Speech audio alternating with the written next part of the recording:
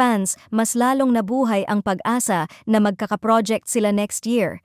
Hindi na napigilan ni Jillian Ward na magsalita matapos umingay ng todo sa social media ang tambalan nila ni Eman Baco sa Pacquiao, kahit hindi pa man sila nagkakasama sa isang proyekto. Sa gitna ng sunod-sunod na fan edits, reactions at viral clips na inuugnay sila, nagpahayag si Jillian ng kanyang taus-pusong pasasalamat at pagkagulat sa biglaang pagdagsa ng supporters. Ayon kay Jillian, flattered siya sa matinding excitement ng publiko. Opo, aminado kami na talagang marami ng fans na nagkakagulo at umaasa talaga na magkaroon kami ng project together.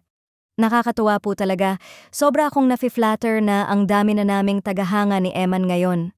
Hindi rin napigilan ng aktres na bigyan ng pag-asa ang mga taga-suporta na mas lalo pang nagpainit ng usapan online. Dagdag niya, sana next year ay magawan ng paraan. Kung mabibigyan ng pagkakataon, why not? Masaya rin po ako kung mangyari yon. Sa isang iglap, muling sumabog ang fandom. Maraming netizens ang nagkomento na ngayon pa lang ay ramdam na nila ang chemistry at unspoken spark ng dalawa kahit wala pang opisyal na collaboration. May nagsabi pa na mukhang destined tandem daw ang dalawang rising stars dahil kahit simpleng interaction or simpleng pagbanggit nila sa isa't isa ay agad nagva-viral. Para sa karamihan, hindi na basta fan wish ang tambalan. They believe it's becoming a real possibility.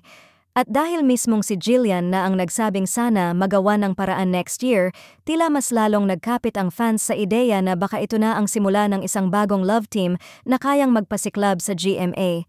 Pero kung pagbabasehan ang excitement ng publiko, and ngayon pati ang pahayag ni Jillian, malaki ang chance na hindi na lang ito tsismis, kundi papunta na sa isang malaking posibilidad.